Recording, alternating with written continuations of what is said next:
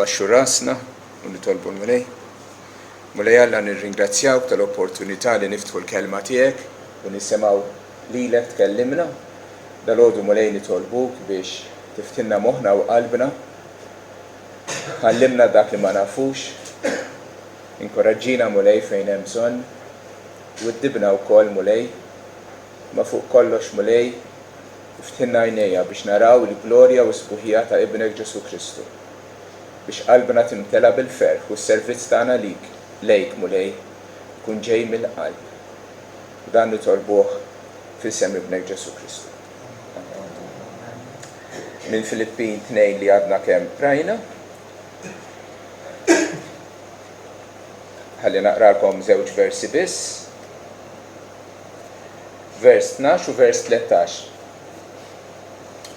Għalhekk maħbubin tiegħi bħalma dejjem u bdejtu, mhux bħalli kieku fil-preżenza tiegħi biss, iżda issa bil-wisq iżjed fl-assenza tiegħi.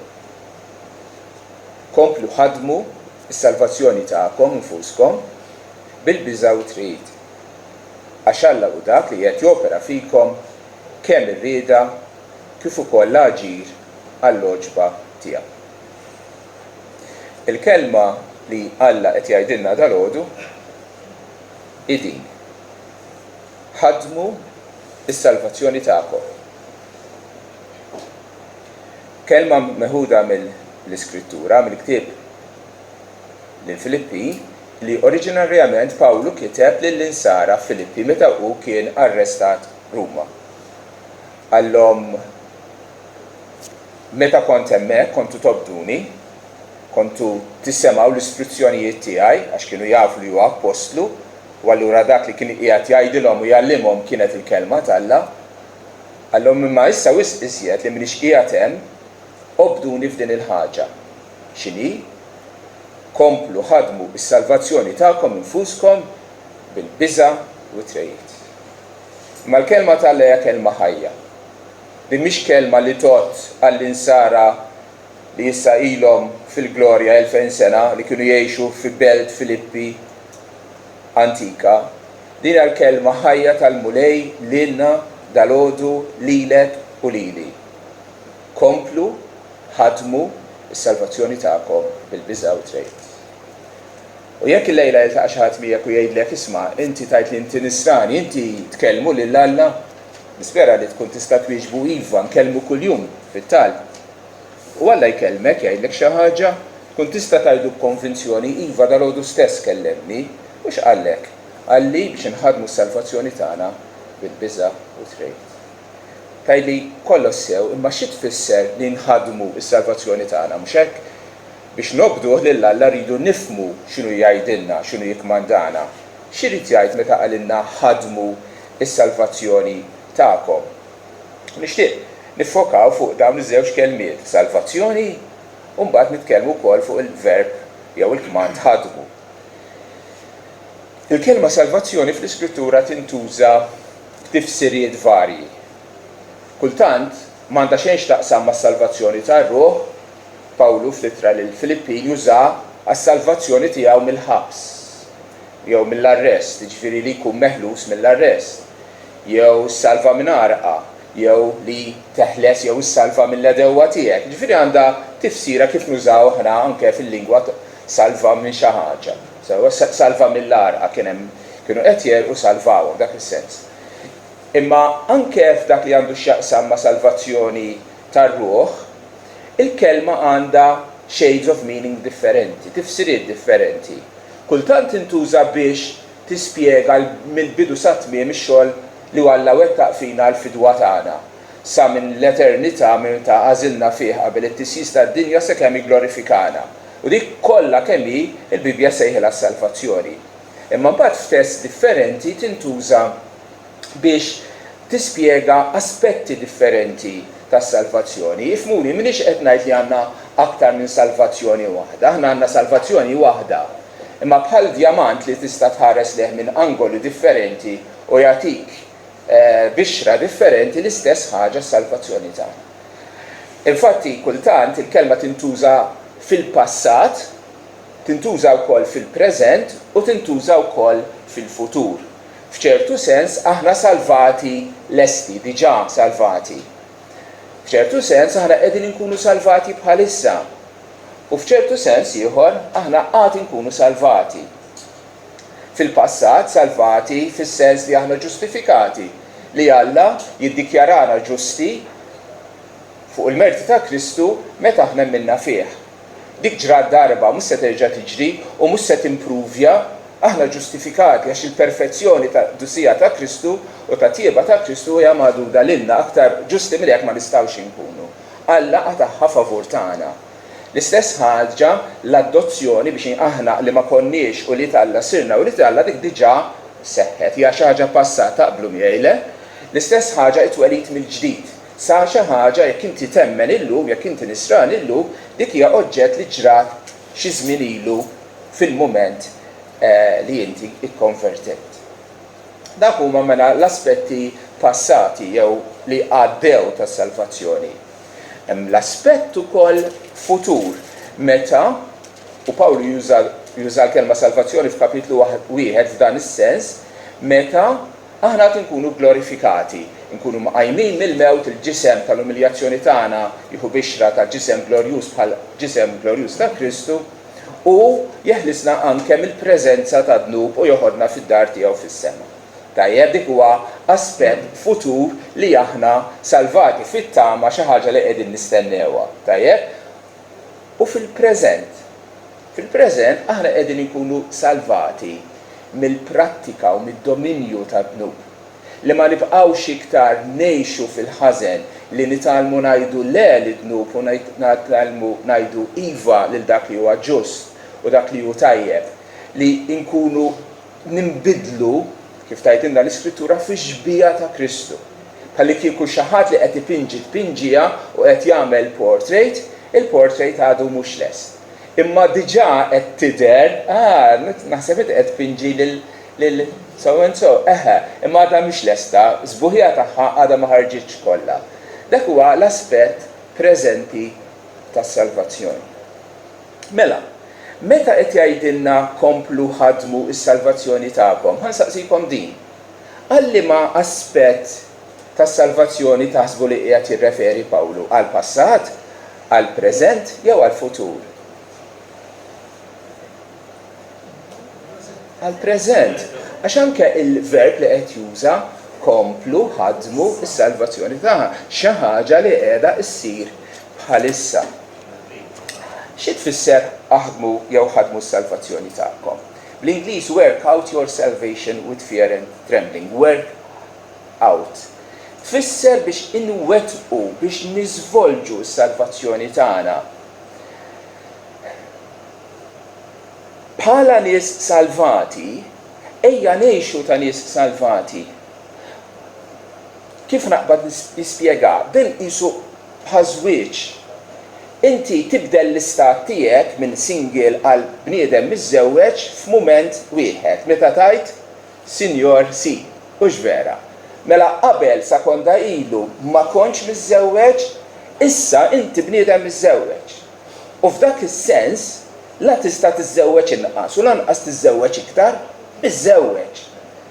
Imma ma jfissirx illi dak huwa it-tmiem ta' kollox. Infatti, dak huwa l-bidu tal-ħajja ta' żwieġ.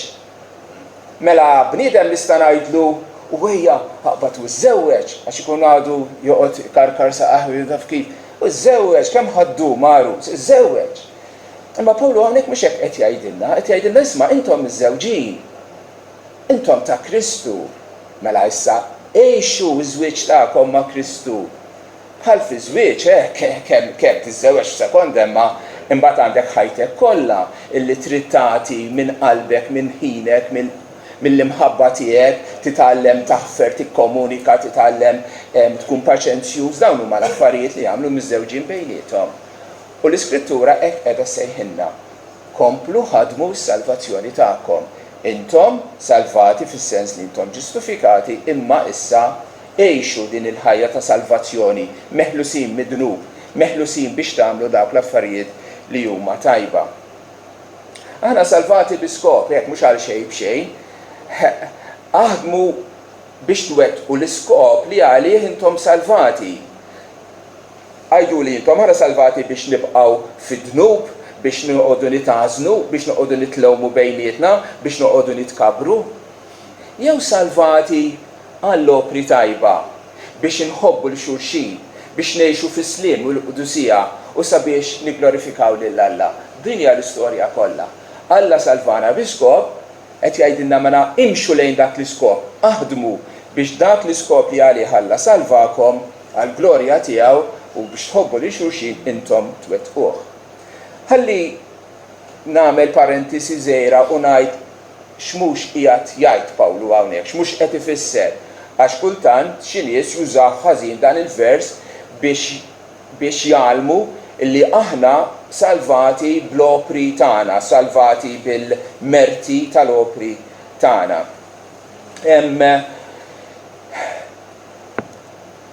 L-Apostlu Pawlu mhux qed jgħid aħdmu għas salvazzjoni tagħkom. Attenti għall-kliem għax tgħidli meta toqgħod attent għall-kelma li qed jgħid, mhux qed jgħid aħdmu għas salvazzjoni tagħkom, imma qed jgħid ħadmu s-salvazzjoni tagħkom. Iż-żewġ frażijiet huma differenti minn xulxin. Biex nagħtu eżempju, altru ngħidlek aħdem għall-karozza u altru ngħidlek ħaddem il-karozza. Jekk qed ngħidlek aħdem għall-karozza qed ngħidlek isma' aħdem faddal għamel dak il-naqra job extra, naqra part-time biex ikollok biżżejjed flus biex tixtri karozza. Tajjeb, aħdem għall-karozza. Imma jekk ngħidlek ħaddem il-karozza, qed ngħidlek isma' tħallix wieqfa fil-garax u ħaddiemha oħroġ dawra bija, ħuda l-VRT, naddafa, u ħsiebha, u ħaddiemha gawdija. Tajjeb, għarax differenza. Waħda qed ngħidlek aħdem għas-salvazzjoni biex tixtriha. Pawlu mhux qed jgħid hekk, imma qiegħed jgħidilna biex inħadmu s-salvazzjoni qed ikellem lin-nies li huma diġà salvati biex jiżvolġu dik is-salvazzjoni illi Alla tom. Naħseb huwa floku illi kif l-ewwel qsamna s-salvazzjoni jew l-aspetti tas-salvazzjoni passat u futur, nieqfu ftit fuqhom u niżvolġuhom ftit dawn il-ħsibijiet. L-Apostlu Pawlu mhux qed jgħidilna biex naħdmu ħalli nkunu ġustifikati. Għala? Inti li inti nisrani, jista' xi ħadd jgħidlek aħdem biex tkun ġustifikat, se twieġbu.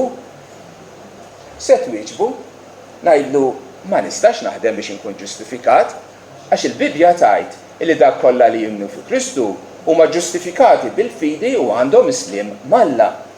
Il-ġustifikazzjoni hija aspett passata li diġà seħħet tas-salvazzjoni. So le mhux qed jgħidilna aħdmu biex inkunu ġustifikati, imma qed jgħidilna biex nikkwota inkunu mimlijin bil-frott tal-ġustizzja li jiġi permezz ta' Ġesu Kristu għal glorja u t-tifħil tal-Alla. Filippin kapitlu 1 vers 11. X'inhu jgħid?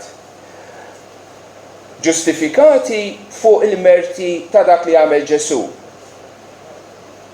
Imma issa imsejħin biex f'ħajjitna nagħmlu il-frott tal-ġustizzja, frott ta' emil tajjeb, frott ta' ubbidjenza għal-liġi tal-Alla li ngħidu li għadnu u iva għal dak kollu li huwa tajjeb. Sewwa, fuq hekk qed jitkellem l-Apostlu Pawlu, mhux biex inkunu ġustifikati, imma aħna li aħna diġà ġustifikati bil-fidi permezz ta' Kristu li ngħixu għall-ġustizzja. Li ħajjitna tkun mimlija bil-frott tal-ġustizzja. Jew inkella, żgur li mhux qed jgħid meta qed jgħid ħadmu s-salvazzjoni biex insiru li Alla għaliex għax aħna li nemmnu fi Kristu diġà u li Alla, diġà adottati, diġà għandna l-ispirtu tal-adozzjoni li fina jgħajjar abba missier. Dak kollha rċivew tom is-seta li jsiru u li Alla li jemmnu fl-isem tiegħu.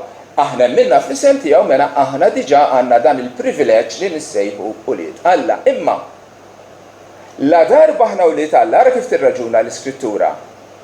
Ixbħu mela l-Alla bħala u liet maħbuba. Jekk inti kif tajt li jint u kif tassew inti wild tal-Alla, iben jew bint tal-Alla, ixbħu tistaġeb kif uliedna jixbhuna anke fl-imġiba tagħna.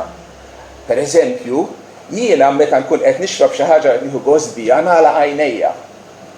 Mari meta tixrob xi ħaġa tara tagħlaq għajnejja bil-gost kollu. Għax hija binti.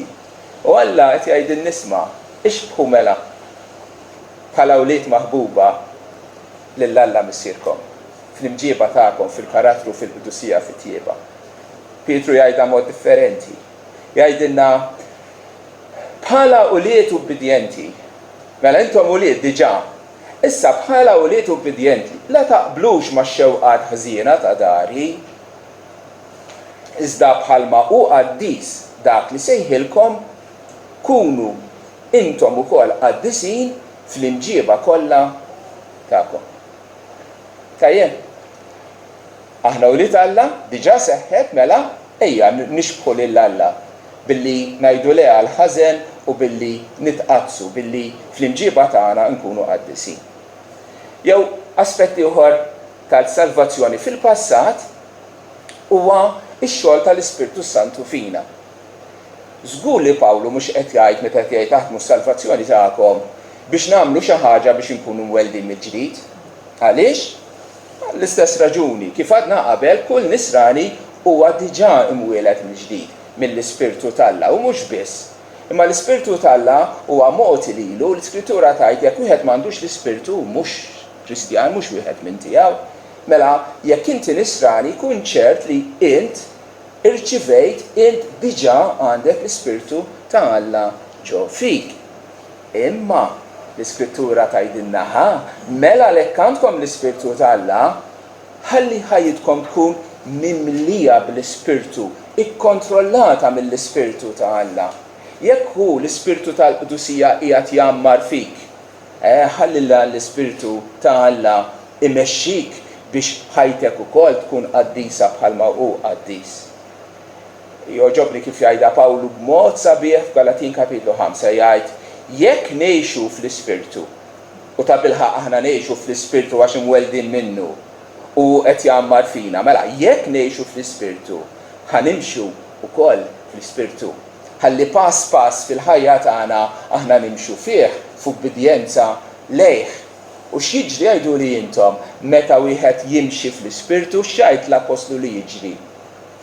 Joħroġ il-frott tal-imħabba, s-sliem, il-ferħ, il-paċenzja, is-sabar, il-ħniena, il-ħlewwa, ir-rażna fuq nafusna. Tajjeb, dan mela li qed jgħidilna l-Apostlu Pawlu meta qed jgħidilna ħadmu s-salvazzjoni tagħkom. Intom nis-salvati, għejxu ta' nies salvati, żvolġu s-salvazzjoni li Alla tagħkom.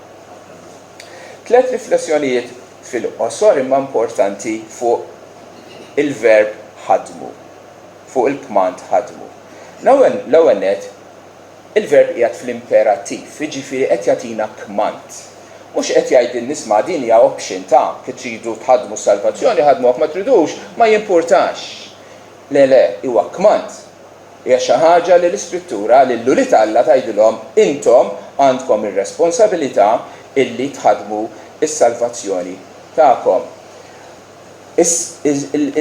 Il-qdusija hija s-sejħa ta' kull nisrani u mhux kif jgħalmu xi wħud speċjalment ħafna evanġeliċi fl-Amerika illi jgħidu isma' inti tista' tirċievi lil Ġesu bħala sit tiegħek, bħala salvatur tiegħek, imma mhux bil-fors tirċevih bħala sit. Tirċevih bħala salvatur, bħala garanzija biex meta tmur il-ġenna, imma mhux bil-fors tirċevih biex tkunu obbedjenti lejh. U mbagħad xi darba jekk trid forsi hemm xi ħud li ma jagħmluha għad il-biċċa xogħol tilqgħu wkoll bħala sit tiegħek. Dan il-ġen li jgħalmu ħafna pastors fl-Amerika huwa appuntu ġen u gidba sfaċċata. Kull nisrani huwa ikmandat biex iħaddem is-salvazzjoni tiegħu. Incidentalment, minn għalih irċieva lil Ġesu bħala salvatur u ma rċifiex bħala sit, qiegħed jitħaq bih innifsu. Għaliex Ġesu hu sid. U ma tistax tilqgħu f'darek jekk ma tilqgħux kif tassew hu s-sid tal-poplu li hu xtara b'demmu stess. Imperattiv mela kmand it-tieni ħaġa. Ħadmu s-salvazzjoni hija oġġett li nagħmlu aħna. Sajli mhux ovvju intom ħadmu s-salvazzjoni tagħkom. Iva ovvju, imma rrid ngħidlek l-ovvju x'kultant l-ovvju jaqbżilna. Ħadmu s-salvazzjoni tagħna mhux xi ħaġa li ħajamilha xi ħadd għalik jew minflokok, mhux Alla jindem, mhux l-Ispirtu Santu jemmen, int temmen, int tindem, int tobdi, mhux Ġesu ħajobdi għalik, imma int tobdi il-kmandamenti tiegħu. L-Iskrittura hija ċara hawnhekk, ma nistgħux noqogħdu ċiċċibeq bidejna marbutin fuq zaqna nistennew il-bajtra ta' ħalqna u miskin li jrid jagħmel traduzzjoni ta' dik.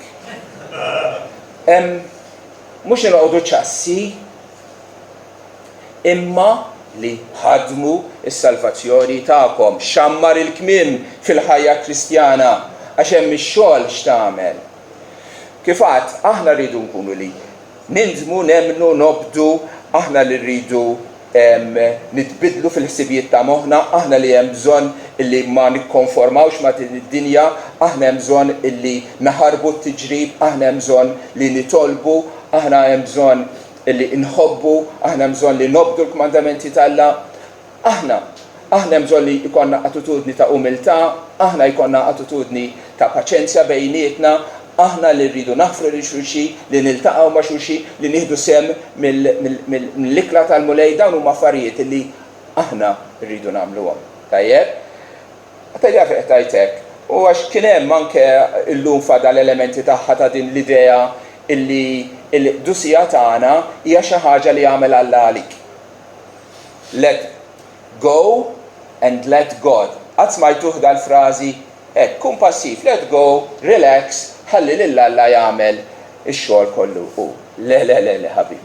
Il-Bibja tgħidilna int ħaddem is-salvazzjoni tiegħek. Mhux Alla ħajamel għalik.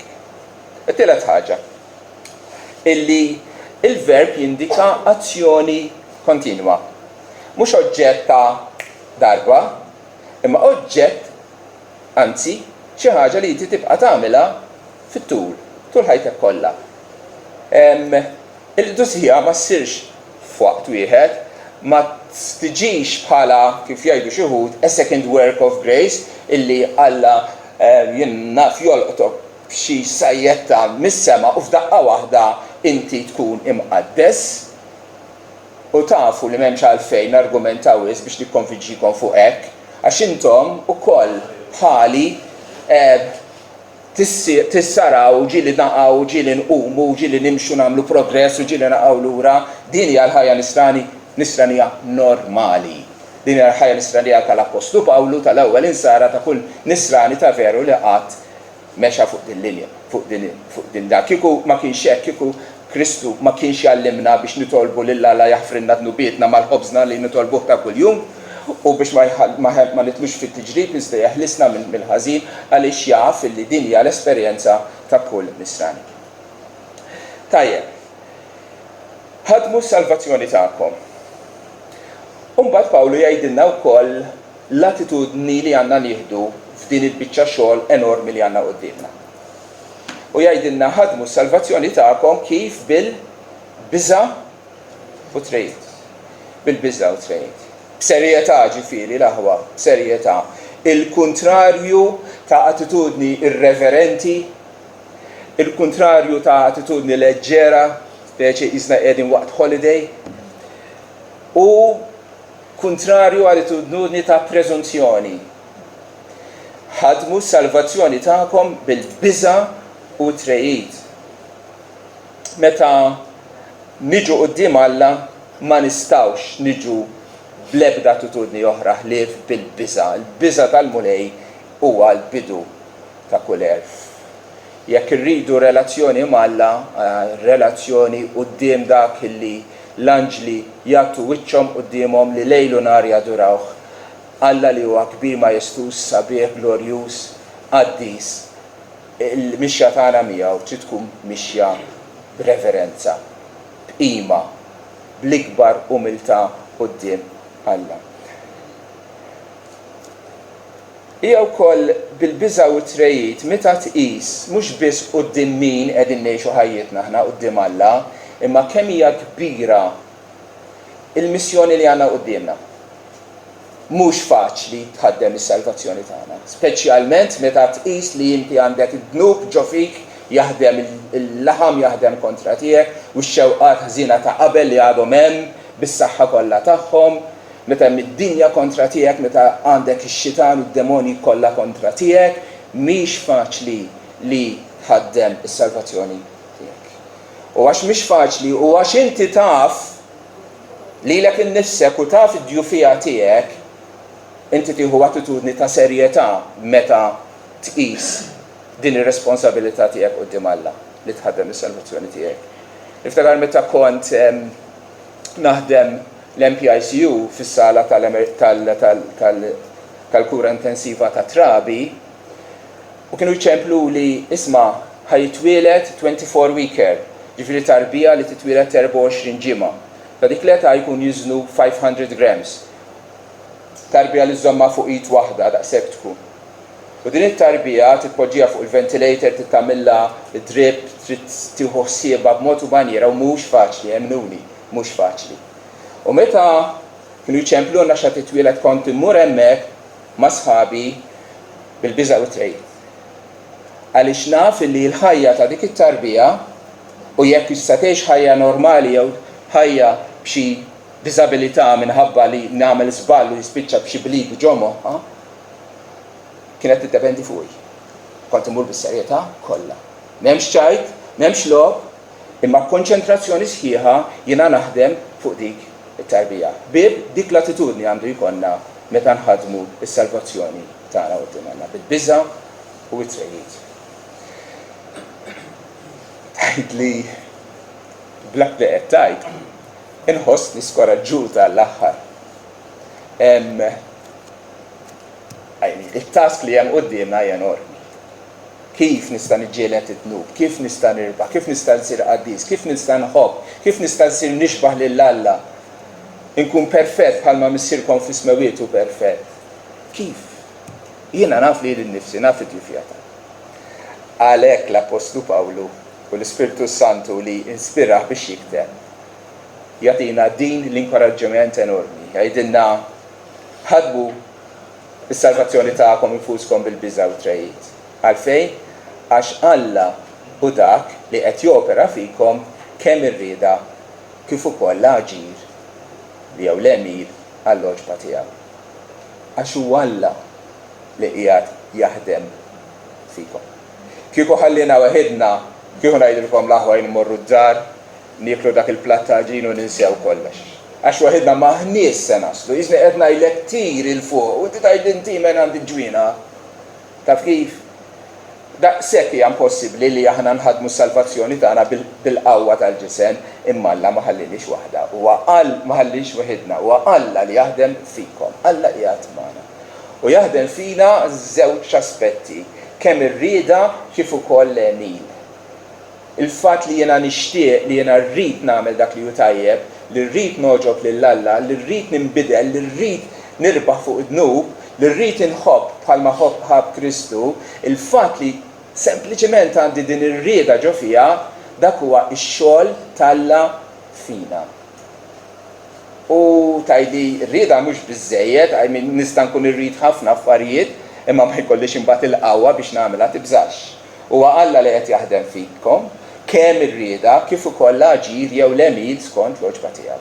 Ġifieri huwa Alla li jagħtina l-qawwa biex inħadmu s-salvazzjoni tagħna. Dan huwa x-xogħol tat-tielet persuna ta' Trinità li konna mogħtijin fil-bidu tal-konverzjoni tagħna l-Ispirtu tal-Qudusija, l-Ispirtu Santu li qiegħed fina biex jibdilna fix-xbija ta' Kristu, biex jaħdem fina ir-rieda u l-emil. Għamlu kuraġġ l-aħwa, ngħidha li l-nifsi, għamel kuraġġ. Għaliex wieħed jaf kemm nisbaljaw, kemm naqgħu lura u kemm nagħmlu ċuċati u kemm aħna kultant ħażenin u kemm aħna bla ħeġġa iva. Tibżax. Sissa wasalt saw.